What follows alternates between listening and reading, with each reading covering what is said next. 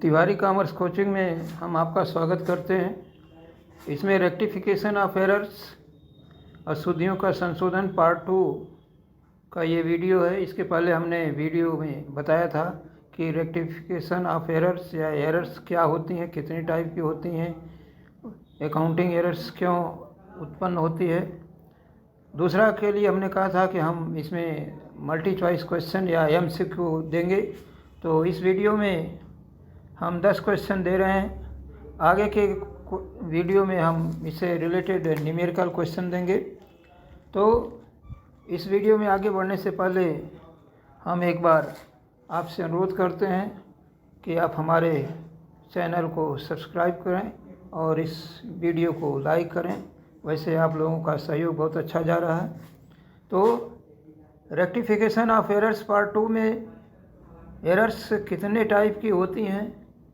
जो accounting errors हैं, जब हम जर्नल लेजर की पोस्टिंग कर लेते हैं, उसके बाद जब ट्रायल बैलेंस बनाने जाते हैं और ट्रायल बैलेंस नहीं टैली करता, नहीं एग्री होता है, तो उस समय हम एरर्स को ढूंढते हैं, एरर्स की तलाश करते हैं कि कहाँ कहाँ किस अकाउंट में एरर्स रह गई हैं, टोटल में हो गया कि बैलेंस में हो गया कि कहाँ हो गया। उसके बाद हम फिर से ट्रायल बैलेंस मिलाने की कोशिश करते हैं।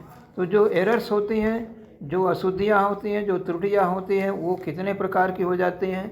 जो रेक्टिफिकेशन के लिए हम उनको जो कैटेगरी में डिवाइड करते हैं, वो पहला है वन साइडेड एरर्स, एक पक्षीय अशुद्धियाँ, दूसरा दो पक्षीय अशुद्धियाँ, और तीसरा ऐसी अशुद्धियाँ जो तलपट से प्रकट नहीं होती हैं। तो कौन सी अशुद्धियाँ इसमें हैं? एक पक्षीय अशुद्धियाँ ऐसी अशुद्धियाँ हैं या वन साइडेड एरर्स, वो एरर्स है जिनसे केवल एक खाते प्रभावित होते हैं या ऐसी एरर्स का प्रभाव केवल अकाउंट के एक पक्ष में पड़ता है और इससे ट्रायल बैलेंस जो है टैली नहीं होता है।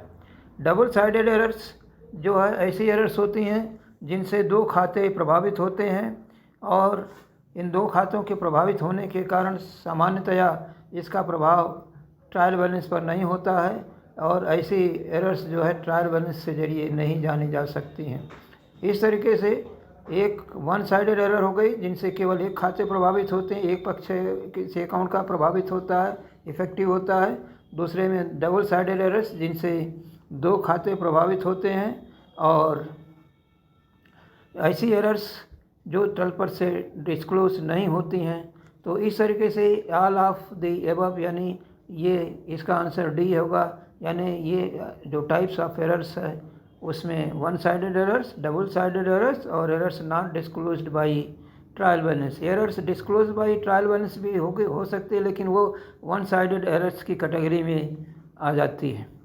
तो त्रुटियों के प्रकार की बात, दूसरा क्वेश्चन जो है one sided errors are those errors, यानी कि एक पक्षीय अशुद्धियाँ हम किनको कहते हैं, which affect only one account, जिनसे केवल एक खाते प्रभावित होते हैं या जिनमें एक केवल खाता गलत होता है। Which affect the trial balance, जो ट्रायल बैलेंस को प्रभावित करती हैं। नॉर्मली जो है जनरली ये वन साइडेड एरर्स से ट्रायल बैलेंस नहीं टैली होता है।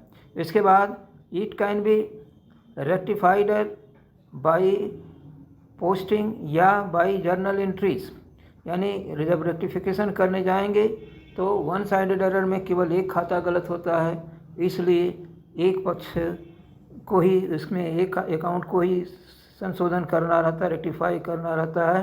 तो अगर ट्रायल बैलेंस नहीं बना है तो उसका रेक्टिफिकेशन बाई पोस्टिंग हो जाएगी, और अगर ट्रायल बैलेंस बन गया है, यानी जो डिफरेंस है ट्रायल बैलेंस का, उसको सस्पेंस अकाउंट में लिख दिया है, तो उसकी जर्नल एंट्री जो है, वो जर्नल एंट्री के ज़रिए हम ऐसी एरर्स को, वन साइडेड एरर्स को रेक्टिफाई करते हैं।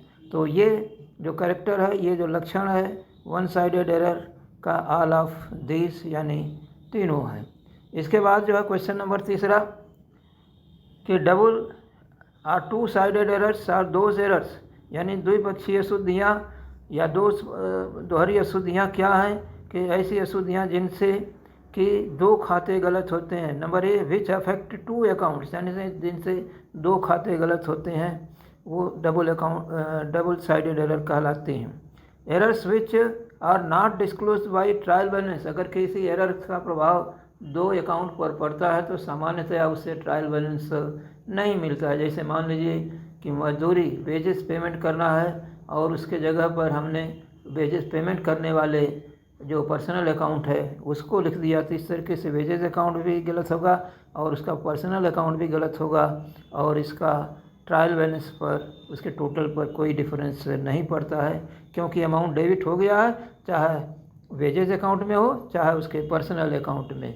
तो इसका जो है इफेक्ट जो है ट्रायल बैलेंस पर डबल साइडेड एरर का नहीं होता। It can be rectified through journal entries, क्योंकि इसमें दो खाते गलत होते हैं इसलिए दोनों खातों को, दोनों अकाउंट को रेक्टिफाई करना होता है, इसलिए इसकी हमें जर्नल एंट्री की ज़रूरत पड़ती है। यानी कि इसका आंसर ऑल ऑफ दीज होगा, यानी कि जो double entry system, double sided error है वो दो अकाउंट को प्रभावित करेंगी, इसके ट्रायल बैलेंस से डिस्क्लोज नहीं होंगी और इसका रेक्टिफिकेशन जो है जर्नल एंट्री के जरिए हो जाता है। इसके बाद चौथा क्वेश्चन है कि डबल साइडेड एरर से राइसेस ड्यू टू, जो दो पक्षीय अशुद्धियाँ हैं क्यों उत्पन्न होती हैं, क्यों एराइज होती हैं, क्यों ये खातों में गलती हो जाती है दो खातों में। तो पहला है कि transactions have been omitted in original books of entries, जो ओरिजिनल बुक ऑफ एंट्री है यानी जर्नल है या जो सब्सिडियरी बुक है या जो जर्नल प्रॉपर या परचेज बुक, सेल्स बुक, ये जो ओरिजिनल बुक ऑफ एंट्रीज कहलाती हैं, उसमें किसी ट्रांजैक्शन में को बिल्कुल छोड़ दिया जाए तो नतीजा यह होगा कि न वो लेजर में आएगा न ट्रायल बैलेंस पर उसका इफेक्ट पड़ेगा, यानी omitted in original journal entries.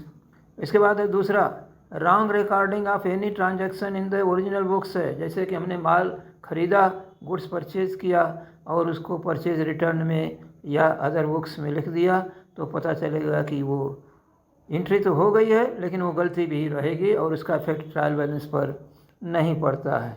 इसके बाद सी है posting in wrong account in same side.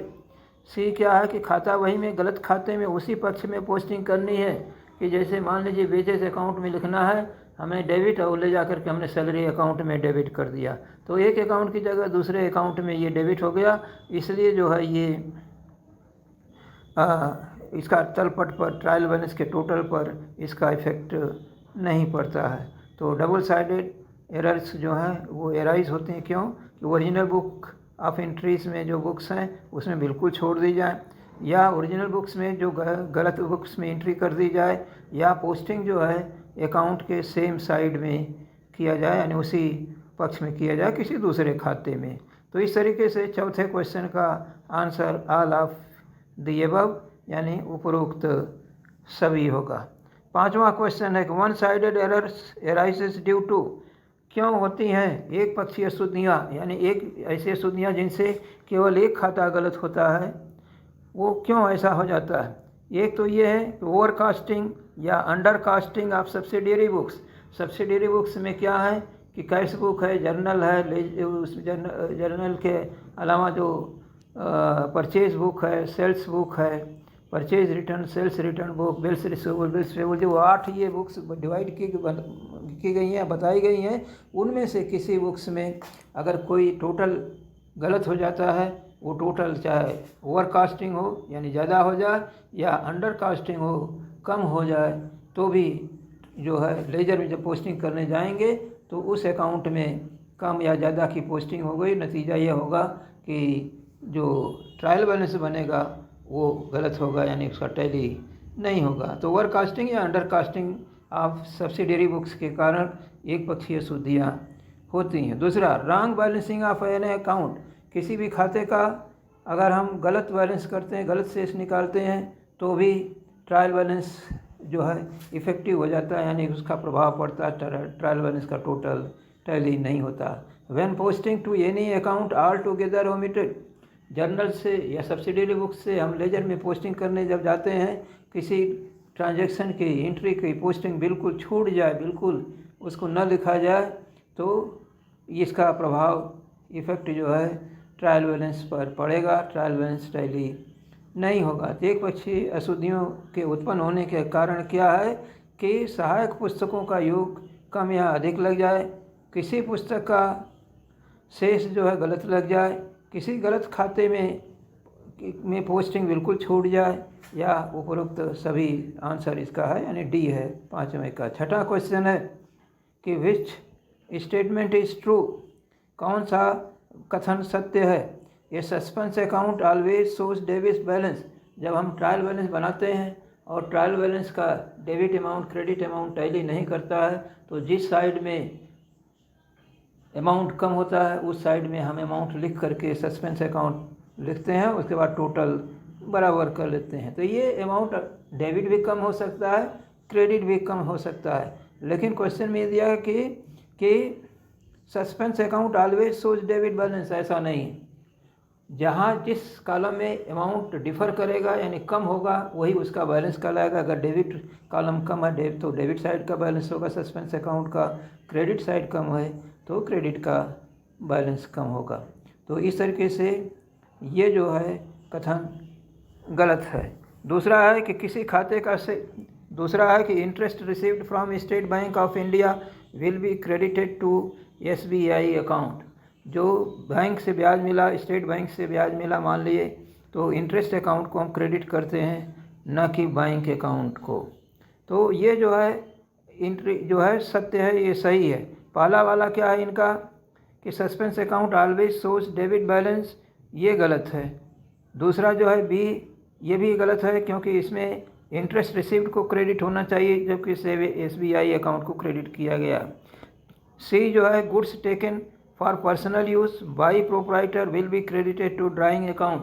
तो जो ड्राइंग अकाउंट है वो डेबिट होता है, चाहे वो कैश विड्रा करें चाहे गुड्स विड्रा करें, और परचेज अकाउंट उसके जगह पर क्रेडिट करते हैं। तो यहाँ पर ड्राइंग अकाउंट क्रेडिट कर दिया गया, इसलिए ये भी स्टेटमेंट गलत है। तो सही क्या है, नंबर डी पर आते हैं। Goods given as charity should be credited to purchase account. Goods जो है चैरिटी के रूप में, दान के रूप में, डोनेशन के रूप में दिया, तो हम क्या करते हैं कि परचेज अकाउंट को क्रेडिट करते हैं। परचेज अकाउंट हमेशा डेबिट होता है, माल क्रय किया जाता है तो उस समय डेबिट होता है, लेकिन कुछ ऐसी कंडीशन है कि जहां माल यानी कि क्रय खाता क्रेडिट किया जाता है। तो कौन से कंडीशन है, एक तो जो डोनेशन के रूप में, जो चैरिटी के रूप में दिया जाएगा। दूसरा जो सैंपल के रूप में डिस्ट्रीब्यूट करेंगे वो वहाँ पर परचेज अकाउंट क्रेडिट हो गया। तीसरा कि जब हम उसको पर्सनल यूज़ के लिए गुड्स विड्रा करेंगे तब क्रेडिट होगा, या अगर कोई माल नष्ट हो जाता है, चोरी चला जाता है, तो ऐसी कंडीशन में भी परचेज अकाउंट को हम क्रेडिट कर देते हैं। तो इस तरीके से ये जो स्टेटमेंट, इसमें जो 4 स्टेटमेंट दिए गए हैं ABCD, उसमें चौथा स्टेटमेंट यानी goods given as charity should be credited to purchases account, ये स्टेटमेंट सही। इसके बाद है number 7, it is easy to detect than two, यानी कि इसके तुलना में क्या खोजना आसान है। 2 चीज़ें हैं, एरर्स, फ्रॉड, मिस्टेक्स। तो एरर्स जो है की तुलना में फ्रॉड्स को ढूंढना आसान है, या फ्रॉड्स की तुलना में एरर्स को ढूंढना आसान है, ये हमें बताना है। तो यहाँ पर जो है एरर्स यानी कि जो गलतियाँ हैं, जो त्रुटियाँ हैं, एरर्स हैं, उनको ढूंढना आसान है अपेक्षाकृत कंपैरेटिवली जो है फ्रॉड्स के। फ्रॉड को ढूंढना थोड़ा मुश्किल होता है, और एरर्स जो है क्योंकि आदमी के नेचर है, ह्यूमन नेचर है, जो अननोन कंडीशन यानी अज्ञात वश हो जाती हैं तो वो एरर्स कर आती हैं। और जब ज्ञात कारणों से यानी कि जब जानबूझ करके कोई गलती की जाती है तो वो फ्रॉड्स की कैटेगरी में या मिस्टेक की कैटेगरी में आ जाती है। तो यहाँ पर जो है एरर्स को ढूंढना आसान है दैन फ्रॉड्स के तुलना में, यानी कपट की तुलना में त्रुटि को ढूंढना आसान होता है। इसके बाद है जो है दूसरा जो बी दिया है एरर्स मिस्टेक्स, यानी एरर्स को ढूंढना आसान है कि मिस्टेक को ढूंढना आसान है। तो यहाँ पर जो है तीसरा कंडीशन है मिस्टेक्स और फ्रॉड, इसमें से किसको ढूंढना है, यानी इन चारों कंडीशन में फ्रॉड और एरर में सबको ढूंढने में क्या आसानी है। तो यहाँ कपट जो है की तुलना में जो है त्रुटि को ढूंढना आसान है, इसलिए आंसर इसका ए होगा। इसके बाद है 7वें का आंसर ये होगा। 8वें का answer example of to sided errors, दो पक्षीय अशुद्धियों का क्या एग्जाम्पल है, क्या उदाहरण है। दो पक्षीय अशुद्धियों में दो खाते गलत होते हैं, इसलिए हम क्या करते हैं कि उदाहरण के रूप में देखते हैं कि दो खाते गलत हैं या नहीं हैं। Machinery purchase and return to purchase account, machinery क्रय की गई, मशीन खाते में डेबिट होना चाहिए, लेकिन ये परचेज अकाउंट में लिखा गया। इस तरीके से ये मशीन अकाउंट की जगह पर परचेज अकाउंट में क्रेडिट वो हो गया, डेबिट हो गया, तो परचेज अकाउंट भी गलत हो गया, मशीनरी अकाउंट, यानी दो अकाउंट इफेक्टिव हो गए, दो अकाउंट गलत हो गए। बी में 1000 paid for purchase of stationery के लिए, भुगतान के लिए जो है, भुगतान के लिए 1000 रुपया वो किया है पेमेंट, किसके लिए, परचेज ऑफ स्टेशनरी के लिए। इसे स्टेशनरी अकाउंट में डेबिट करना चाहिए, लेकिन इन्होंने रिटर्न टू परचेज अकाउंट में कर दिया। स्टेशनरी एक रेवेन्यू एक्सपेंडिचर होता है जो प्रॉफिट एंड लॉस यानी कि इनडायरेक्ट एक्सपेंसेस होता है, अप्रत्यक्ष व्यय होता है, इसलिए जो है उसको हम कहाँ पर लिखते हैं, स्टेशनरी यानी एक्सपेंडिचर अकाउंट, रेवेन्यू एक्सपेंडिचर पर में स्टेशनरी अकाउंट में, न कि परचेज अकाउंट में, यानी दोनों खाते गलत हैं। सी में दिया गया है wages paid to Mr X debited his account instead of wages account, मजदूरी जो है किसको भुगतान की गई है, मिस्टर एक्स को भुगतान की गई है, लेकिन उसको क्या कर दिया गया है, वेजेस अकाउंट की जगह पर मिस्टर एक्स को डेबिट किया गया है। तो यहाँ पर वेजेस जो है एक्सपेंडिचर है, रेवेन्यू एक्सपेंडिचर है, उसको डेबिट करना चाहिए। इससे प्रॉफिट एंड लॉस को हम प्रॉफिट एंड लॉस का कैलकुलेशन करते हैं।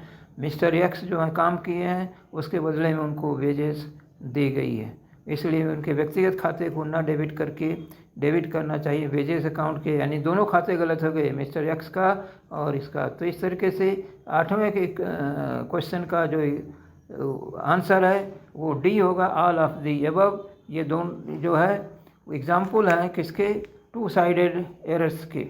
इसके बाद 9वां question, suspense account which type of account, suspense account किस प्रकार का है, यानी जो 3 टाइप के अकाउंट होते हैं, real account, personal account, nominal account, ये किस टाइप के अकाउंट होते हैं। तो कहने का यहाँ तात्पर्य ये है कि जब हम ट्रायल बैलेंस बनाते हैं और ट्रायल बैलेंस का डिफरेंस पड़ जाता है, डिफरेंस हो जाता है, नहीं मिल पाता, तो उसको हम डिफरेंस को सस्पेंस अकाउंट में ट्रांसफ़र कर देते हैं। और जब फाइनल अकाउंट बनाना शुरू करते हैं तो उसमें सस्पेंस अकाउंट को कहाँ पर लिखते हैं। एक तो सस्पेंस अकाउंट बैलेंस शीट में लिखा जाएगा, वो बैलेंस शीट में लायबिलिटी में लिखा जाएगा या असेट साइड में, ये डिपेंड करता है कि सस्पेंस अकाउंट का अमाउंट किस कॉलम में लिखा गया है। ट्रायल बैलेंस के अगर डेबिट कॉलम में सस्पेंस अकाउंट का बैलेंस लिखा गया है तो वो असेट साइड में लिखा जाएगा, और अगर ट्रायल बैलेंस के क्रेडिट साइड में सस्पेंस अकाउंट का अमाउंट लिखा है तो उसको हम कहाँ पर लिखेंगे, बैलेंस शीट के लायबिलिटी साइड में। लेकिन अब यहाँ इस तरीके से अगर हम असेट्स अकाउंट में असेट साइड में लिखते हैं बैलेंस शीट के, तो ये एक टाइप का रियल अकाउंट यानी असेट्स अकाउंट हो जाएगा।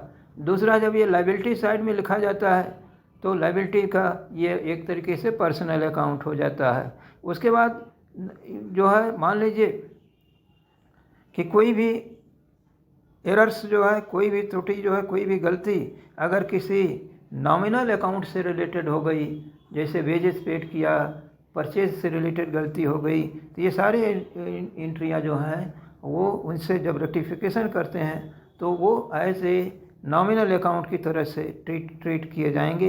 इस तरीके से सस्पेंस अकाउंट ये तीनों कैटेगरी का हो सकता है, रियल अकाउंट हो सकता है और ये नॉमिनल अकाउंट हो सकता है, पर्सनल अकाउंट हो सकता है। रियल अकाउंट तब होगा कि जब बैलेंस शीट के असेट साइड में लिखेंगे, पर्सनल अकाउंट तब होगा जब ये बैलेंस शीट के लायबिलिटी साइड में लिखेंगे, नॉमिनल अकाउंट ये तब होगा कि जब हम इसका रेक्टिफिकेशन उन एरर्स का करते हैं जिनसे इफ़ेक्टिव होते हैं कौन से, नॉमिनल अकाउंट, जो ट्रेडिंग प्रॉफिट लॉस अकाउंट वाले जितने भी अकाउंट अगर गलत हैं तो उनके जो उससे संबंधित जो भी होगा एंट्री करने के लिए सस्पेंस अकाउंट को लिखेंगे, और उस कंडीशन में सस्पेंस अकाउंट जो है नॉमिनल अकाउंट माना जाएगा, यानी ये एनी ऑफ दीज इसका आंसर हो जाएगा डी का। 10वां क्वेश्चन यानी कि लास्ट क्वेश्चन है, goods return from Mr Rohan. Rohan से 320 रुपये का माल वापस आया। 320 रुपये का माल वापस आया जो गलती से उनके खाते को डेबिट कर दिया गया।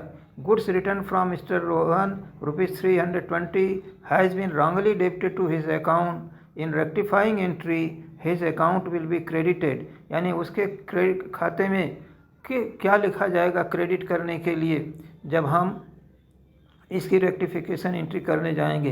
तो 320 रुपया जो गलती से हमने डेबिट किया है उसको बराबर करने के लिए रोहन के अकाउंट को 320 रुपया क्रेडिट करेंगे और उसमें 320 रुपया और लिखेंगे ताकि वो अकाउंट क्रेडिट रहे। इस तरीके से 320 + 320 यानी 640 रुपये जो है ये रोहन के अकाउंट के क्रेडिट साइड में लिखे जाएंगे। बाकी जो भी ऑप्शन दिए गए हैं 320 दिया गया है, 230 दिया गया है, 460 दिया गया है, ये सब के सब गलत हैं। यानी 10वें क्वेश्चन का आंसर ए होगा। तो इस तरीके से ये हमारा रेक्टिफिकेशन से एरर से संबंधित कुछ क्वेश्चन हैं, कुछ एग्जाम्पल हैं जो हम आपको इस वीडियो में दिए हैं। हम आशा करते हैं कि आपको ये वीडियो हमारा पसंद आया होगा। हम फिर से आपसे अनुरोध करते हैं कि हमारे चैनल को सब्सक्राइब करें अगर सब्सक्राइब नहीं किए हैं। आगे के वीडियो भी हम इससे रिलेटेड कुछ भेजेंगे जिसमें क्वेश्चन सॉल्व किए जाएंगे। तो धन्यवाद।